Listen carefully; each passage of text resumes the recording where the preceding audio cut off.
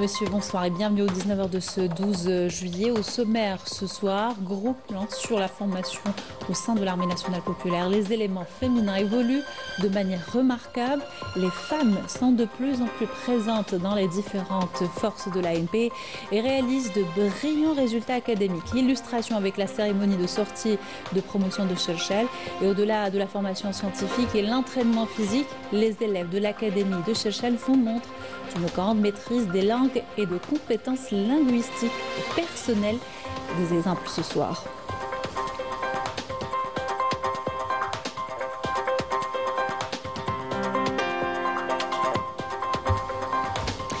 Concordance des vues entre l'Algérie et l'Union européenne sur un renforcement de la coopération économique et l'activation du Conseil d'association. Affirmation lors d'un entretien d'Ahmed Attaf et la vice-présidente de la Commission européenne.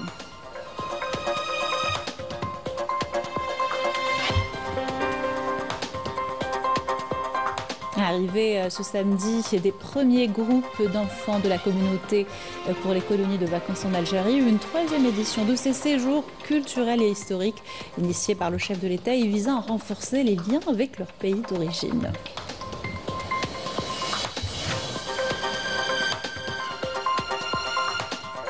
Agriculture à Mostaganem, où une coopérative a fait le pari de mixer les espèces végétales et de produire toute l'année.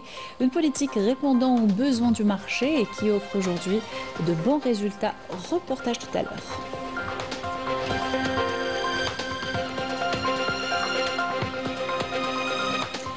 Au Maroc, grogne populaire contre le silence du Marsen et surtout pour dénoncer la précarité et l'isolement que subissent des régions entières. Des milliers de Marocains vivant dans l'oubli tentent de faire entendre leur voix. Le point dans cette édition. Bienvenue à tous, heureuse de vous retrouver. On entame notre journal par la formation au sein de l'Armée nationale populaire, celle des éléments féminins en particulier qui évoluent de manière remarquable. Les femmes sont de plus en plus présentes dans les différentes forces de l'ANP et réalisent de brillants résultats dans ces écoles et ces académies. Un exemple probant, la participation féminine à la cérémonie de sortie des promotions de l'Académie de Shelchel, supervisée par le président de la République, Abdelmajid Tebboune, chef suprême des forces armées, ministre de la Défense nationale. Amela Softa pour les détails. À l'Académie militaire de Shelchel, portant le nom du président défunt Houari Boumediene, la cérémonie de sortie des promotions de cette année a revêtu un caractère particulier.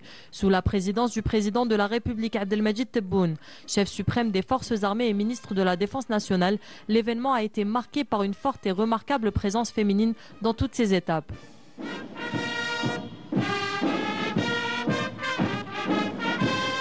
Des démonstrations de combats rapprochés aux exhibitions sportives, en passant par les parades militaires. Les élèves officiers féminins ont brillé par leur discipline, leur maîtrise et leur professionnalisme. Un témoignage fort du niveau d'entraînement rigoureux qu'elles ont reçu au sein de l'académie.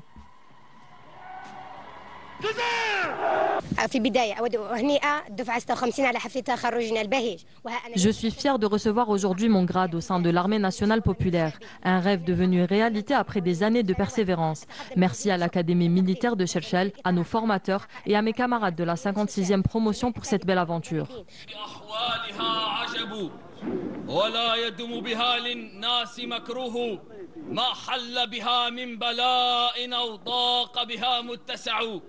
إلا ويسر من الرحمن يتلوه واذكر الجزائر واصغ إن ذكر اسمها تجد الجبابرة ساجدين ركعا إن الجزائر في الوجود رسالة والأكيد أنه مهما تنوعت أساليبهم وأهدافهم زغردي على أسودنا وافتخري فهم فدائيون فابنك شهم فدائي مغامر إن عاش حقق الرجاء وإن مات. Moment fort de la cérémonie, l'exhibition de parachutisme menée par l'équipe féminine militaire. Devant un public impressionné, les sportifs de l'ANP ont exécuté des sauts d'une précision millimétrée, témoignant d'une parfaite maîtrise technique et d'un sang-froid exemplaire.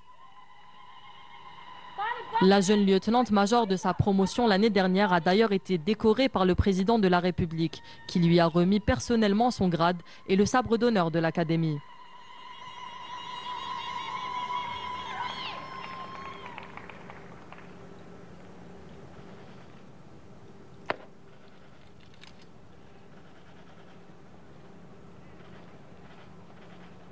المتفوقة الأولى لدفعة العام الماضي والتي حظيت بشرف تسلم سيف الأكاديمية من يد السيد رئيس الجمهورية ومعين في هذه الرحلة فغرسوا في نفوسهم بذور الطموح والأمل.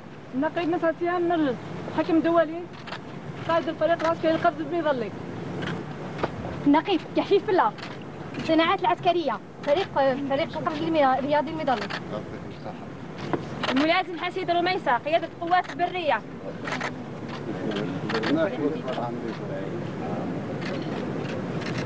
الراقب الأول جمع رانيا قيادة الدرك الوطني الفريق الوطني الرياضي القفز المظلي.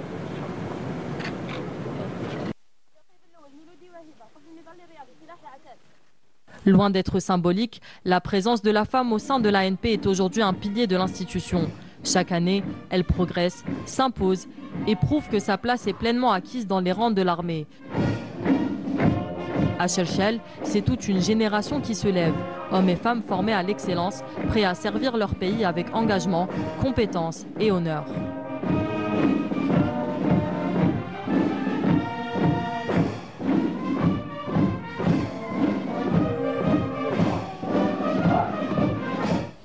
Et au-delà de la formation scientifique de qualité, l'entraînement physique, les élèves de l'Académie de Shelchel font montre d'une grande maîtrise des langues et des compétences linguistiques personnelles. Je vous laisse suivre ces exemples. Военная академия Шершель имени покойного президента Хуари Боумедиена используют два типа обучения – очные и дистанционные, которые осуществляются через электронную платформу, содержащую различные военные и университетские курсы, а также функцию самооценки, которая определяет уровень подготовки курсанта. Unser militärischer Abschluss. Was einst nur ein Traum war, die Aufnahmen in die angesehene Militärakademie von Seychellen, ist heute zu einer Schlossrealität geworden. Heute stehen wir am Vorabend eines historischen Moments, dem feierlichen Abschluss unserer militärischen Ausbildung, und treten ein die Reihe Männer, die bereit sind, mit ihr und Pflicht Bewusstsein zu dienen. Wir sind entschlossen, würdige Nachfolger einer glorreichen Generation zu seiner Generation, die von Opfer und Tapferkeit die Grundlagen auf unserer Nation bildeten. Es liebe Algerien dient, stark und stolz. Cuando terminamos con la etapa inicial, seguimos con otro lado, que considera la construcción militar, que cada persona debe aprender y tener. Como yo personalmente estoy a cabo de pasar esta experiencia llena de los conocimientos militares. De manera breve, es la etapa más difícil y dura. Adoptar la idea de ser un militar en el lado físico y psicológico, cómo afrontar los desafíos y la capacidad de resistir. También tener una forma de un soldado es esencial, ya que existen muchas actividades en la academia. Cuando pasamos al sistema de enseñanza, la academia nos ofrece módulos científicos como militares, permitiendo el uso de los medios pedagógicos y la importancia de conocer las varias armas y la manera de practicarlas. Buongiorno a tutti. Invito tutti i giovani che vogliono o desiderano a entrare o a unirsi a far parte dell'esercito nazionale popolare algerino, in possesso del diploma di maturità, una laurea triennale o magistrale, a accedere o andare al sito ufficiale di registrazione dell'esercito con convenzioni personali. Inserire tutte le informazioni personali, indicare e selezionare le preferenze o le specialità militari più importanti e più efficaci, quindi attendere la convocazione per effettuare le visite mediche e fisiche necessarie alla scuola Nisa al-Martiri a Ben Ramadan. Alla fine, gloria e immortalità ai nostri nobili martiri e lunga vita all'Algeria. Wir sind entschlossen, würdigen Nachfolger einer glorreichen Generation zu seiner Generation, die von Opfer und Tapferkeit die Grundlagen auf unserer Nation bildeten. Es liebe Algerien dient, stark und stolz. 大家好，在全球化和日益开放的世界中，位于成为中小学生的中国重要工具。 可以沟通更广阔的知识视野，使他们能够接触最新的科学现象，并提高他们的研究能力。 Dans l'actualité, cet entretien téléphonique entre le ministre d'État, ministre des Affaires étrangères, de la communauté nationale à l'étranger et des Affaires africaines, Ahmed Attaf, qui a reçu ce samedi un appel téléphonique de la vice-présidente de la Commission européenne, haute représentante de l'Union européenne pour les affaires étrangères et la politique de sécurité, Karia Kallas. Les entretiens ont porté sur l'état et les perspectives des relations entre l'Algérie et l'Union européenne, aussi bien dans leur volet bilatéral relatif à l'accord d'association entre les deux parties que dans le cadre multilatéral incluant les pays de la rive du sud de la Méditerranée. Au niveau bilatéral, Attaf a souligné la nécessité d'activer le principal mécanisme chargé de réglementer l'association algéro-européenne, à savoir le Conseil d'association qui demeure le cadre idoine pour traiter toutes les questions d'intérêt commun, tant politique qu'économique. Concernant la coopération multilatérale, les deux parties ont échangé les vues sur le projet de charte pour la Méditerranée qui fait actuellement l'objet de concertations entre l'Union européenne et les pays de la rive sud. Au terme de l'entretien téléphonique, les deux parties sont convenues de poursuivre et d'intensifier les efforts visant à conférer l'équilibre requis au partenariat économique entre l'Algérie et l'Union européenne de manière à préserver les intérêts des deux parties et de contribuer au renforcement de la paix, de la sécurité et du développement durable dans l'espace euro-méditerranéen. Au Cercle national de l'armée, à l'occasion du 63e anniversaire de l'indépendance, le ministre des Finances, Abdelkrim Bouzaled, accompagné du directeur général des douanes, Abdelhafid Bekrouch, a supervisé la remise des grades des différents cadres et officiers des douanes promus à des grades supérieurs. La cérémonie a eu lieu en présence du conseiller du président de la République chargé des affaires en lien avec la défense et la sécurité, le ministre des Moudjahidines et des ayants droit, le secrétaire général du ministère de la Défense nationale, les deux directeurs centraux au ministère de la Défense nationale et des cadres de l'État. Le ministre des Finances a évoqué le rôle important des services des douanes dans la protection de l'économie nationale et la sécurisation du pays des différentes formes de crimes transfrontaliers. Et cette cérémonie a été également l'occasion de rendre hommage à des moudjahidines retraités du corps des douanes. Arrivé ce samedi depuis la France des premiers groupes pour les colonies de vacances en Algérie. Il s'agit de 1000 enfants et jeunes Algériens établis à l'étranger qui bénéficient d'un séjour culturel et historique dans leur pays d'origine. Un programme riche est prévu et qui débute par les wilayas de Djidjel, Boumerdès, Oran et Béjaïa. L'initiative du chef de l'État vise à renforcer les liens avec la communauté algérienne. Et c'est une machine bien rodée puisqu'il s'agit de la 3e édition de ces séjours encadrés. Chaque membre de l'organisation connaît sa mission et c'est ce dès le départ depuis l'aéroport de Paris. Notre correspondante Rafah Belouchet était présente avec le premier groupe ce matin au reportage. 5 h du matin, Roissy, Charles de Gaulle et déjà ça fourmille de partout. Des familles, des valises qui roulent, des enfants qui rient. L'aéroport s'éveille au rythme de la 3e session estivale des colonies de vacances organisée conjointement avec la Grande Mosquée de Paris et c'est le top départ. Une fois les enfants enregistrés, ils rejoindront leur équipe d'encadrants et qui doit les accompagner pendant tout le vol ainsi que le voyage. Voilà, donc ils sont identifiables par leur gilet et leur badge. Et chacun son groupe, chacun sa mission. Chez les encadrants, certains sont déjà à leur 3e été. Petite routine bien rodée, regard complice avec les parents et gestes sûrs. Encadré et décadré. J'ai tout fait. L'encadrage et le décadrage. Un arrêt, j'encadre et je décadre. Quand il faut décadrer, je décadre. C'est quoi le plus difficile avec les petits? C'est le décadré.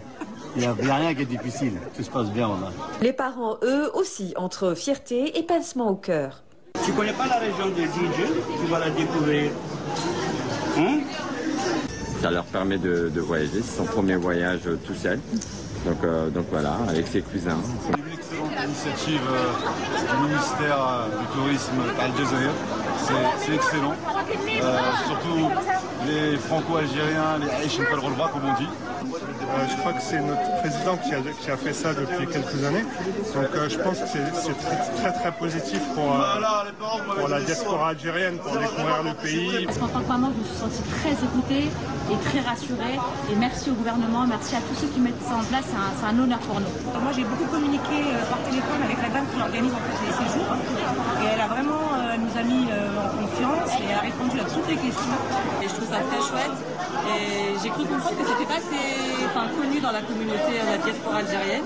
Mais c'est une superbe initiative et du gouvernement et de la grande mosquée de Paris. Mais ce serait bien de faire une colonie pour les adultes. On laisse les enfants. En tout cas, c'est très bien. Moi, c'est la deuxième année et c'est top. Côté enfant, c'est l'effervescence totale. Ça saute, ça rit, ça joue. Certains savent déjà ce qui les attend. Souvenir encore tout chaud de l'année passée. Mon souvenir le plus top, c'était l'ambiance là-bas et tout, parce qu'on était dans un château. Et aussi parce que j'aimais bien quand on allait à la plage et à la piscine. Quand on était au désert, quand on avait fait du chameau. Pour d'autres, c'est la première fois. Leurs rêves sont déjà là. Chacun imagine déjà son été à sa façon. Découvrir des endroits que je ne suis pas allée. Et toi, tu dois la chapeauter? Moi, je veux surtout bronzer et profiter. Bronzer et apprendre plus sur ma culture. C'est ma bonne réponse. Et parler l'arabe. Ça permet de revoir un pays parce que ça fait longtemps que je n'étais pas partie. J'ai envie d'y aller parce que là-bas, il y a le il y a tout, il y a un gros bihar et profiter, c'est bien. Je suis venue ici pour voir les l'arabe. Parce que j'aime bien l'Algérie aussi. Ben, je vais du précoce. Voyage gratuit 0 €, là il barik, machallah, kouchi bikhem. C'est grâce à qui? Grâce à Hamid Tebboune. T'es contente, Yannick? Pendant ce temps, côté logistique, tout roule. Des équipes réparties, des rôles précis, une mécanique bien huilée pour faire décoller tout ce petit monde dans les meilleures conditions. Moi, je donne les gilets. Ça se passe très bien. Franchement, c'est super bien organisé. Les enfants, ils sont contents de partir. Derniers ajustements, vérification des sacs, consignes de sécurité, un mot rassurant, un regard ferme. C'est l'heure de se laisser guider. Le plus dur, je pense que c'est regrouper tous les enfants, avoir tous leurs papiers, qu'ils perdent rien, mais c'est tout. Et après, on profite là-bas, c'est vraiment assez génial. 3 départs au programme aujourd'hui, Gégel, Boumardès via Alger, un vol double pour Bijaya et Oran. Plus de 1000 enfants s'envolent pour écrire leur été. L'aventure commence dans leur Algérie. Le ministre de la Jeunesse chargé du Conseil supérieur de la jeunesse, Mostafa Hidaoui, en compagnie du secrétaire d'État auprès du ministre des Affaires étrangères, chargé de la communauté nationale à l'étranger, Sofiane Chaïb, ont supervisé la première rencontre des groupes de réflexion centrés sur les jeunes de la communauté à l'étranger, et ce via visioconférence de la capitale russe Moscou. Cette rencontre entre dans le cadre de la participation des jeunes Algériens établis à l'étranger dans l'élaboration des politiques publiques en lien avec la jeunesse et le renforcement de leur contribution effective au développement national selon une approche participative, dynamique et durable. Agriculture à Mostaganem avec une coopérative aux grandes ambitions. Ces agriculteurs ont fait le pari de mixer les espèces végétales et de produire toute l'année une politique répondant aux besoins du marché. Aujourd'hui, le périmètre agricole offre de bons résultats grâce à un travail acharné et le recours aux techniques modernes. Reportage de Walid Yousfi. Dans cette coopérative agricole, située à quelques encablures du centre-ville de Mostaganem, on a misé sur la polyculture. Sur plusieurs centaines d'hectares, culture maraîchère, céréaliculture et arboriculture se côtoient pour mieux résister aux aléas du climat et répondre aux besoins du marché. Ils ont un site spécialisé en arboriculture fruitière, surtout la nectarine et la pêche. Et ils ont un autre site, un grand autre site en serre multichapelle à vocation de production culture, tout ce qui est maraîchage. L'activité de cette coopérative, elle est diversifiée. Ça veut dire qu'elle a un rendement et une production presque à longueur d'année. Ça veut dire que c'est des gens qui ont permis de faire bénéficier la population autochtone à des postes de travail non saisonniers, c'est-à-dire durables. La production hors saison est donc l'autre pari gagnant de cette exploitation agricole qui peut aussi, grâce à des serres modernes et des techniques novatrices, cultiver tout au long de l'année des produits de contre-saison qu'elle prévoit d'exporter. On a commencé avec très peu de moyens. Aujourd'hui, on cultive près de 200 hectares répartis sur l'ensemble de la wilaya. Chaque jour est un défi, mais quand on voit le fruit de notre labeur, c'est une fierté. Nous utilisons le système du goutte à goutte pour l'irrigation et nous disposons de 2 bassins géomembranes, dont un d'une superficie linéaire de 10 000 mètres carrés avec une profondeur de 3 mètres, soit un total de 30 000 mètres cubes. Mais derrière cette réussite, un défi de taille persiste, le manque de ressources hydriques. Un enjeu crucial pour cette coopérative qui espère obtenir un forage afin de garantir sa pérennité.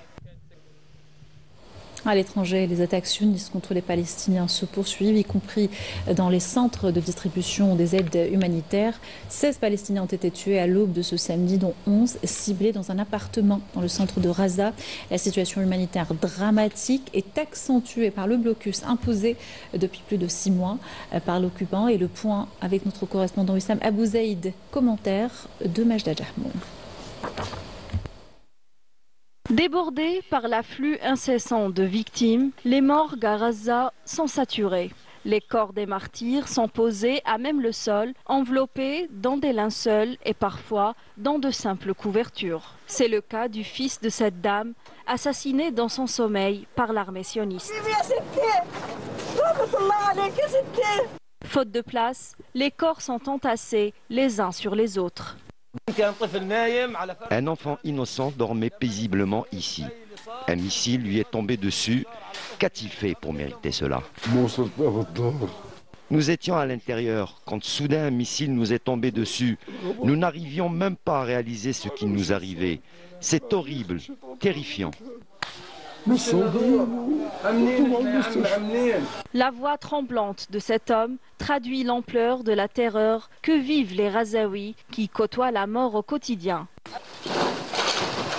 Certains rescapés tentent de retrouver les corps de leurs proches, d'autres de trouver un objet, un souvenir ou quelque chose d'utile. Ceux qui ont survécu au bombardement sioniste devront malheureusement affronter d'autres épreuves. En plus de vivre parmi les ruines, ils devront faire face à la faim, la misère et l'humiliation. Que ce soit à Beit Lahia, à Beit Hanoun, à Dir el-Balah ou Khan Younis, les scènes de désolation sont les mêmes.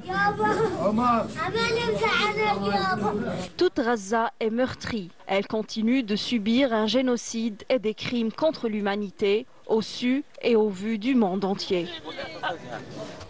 Grogne populaire au Maroc où le Marzen poursuit sa politique du mépris et délaisse des régions complètes et leur population. Des milliers de Marocains vivant dans l'oubli et l'isolement tentent de faire entendre leur voix en espérant briser le silence du régime. Fouzia Tej et Majda Jahmoun pour les explications.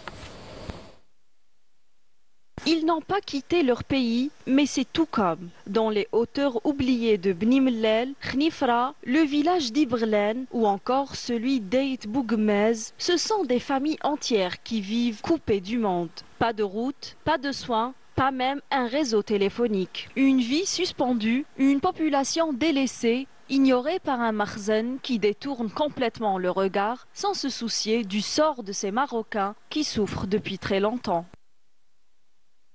Cela fait des décennies que notre région est freinée dans son développement. Rien ne bouge, rien n'avance. On vit le même abandon depuis des années. Les routes sont toutes dégradées, dangereuses et il n'y a pas un seul médecin pour plus de 30 villages. Pendant de longues années, ils ont attendu sans fin un changement. Face à un régime qui leur tourne le dos, leur patience s'est muée en colère, alors ils ont marché sur des kilomètres pour se faire entendre. Une mobilisation pacifique qui a été, comme à chaque fois, brutalement réprimée par le Marzen. Tout le monde souffre dans cette région. Nous ne voulons que nos droits. Nous avons des problèmes de santé, d'éducation, de transport et de réseau. Nous sommes plus de 18 000 habitants à être marginalisés depuis longtemps. Une détresse sociale et économique face à laquelle le Marzen continue de faire la sourde oreille, incapable d'assurer à son propre peuple le moindre de ses droits. Voilà qui termine ce journal. Merci de l'avoir suivi. Excellente soirée sur Canal Algérie.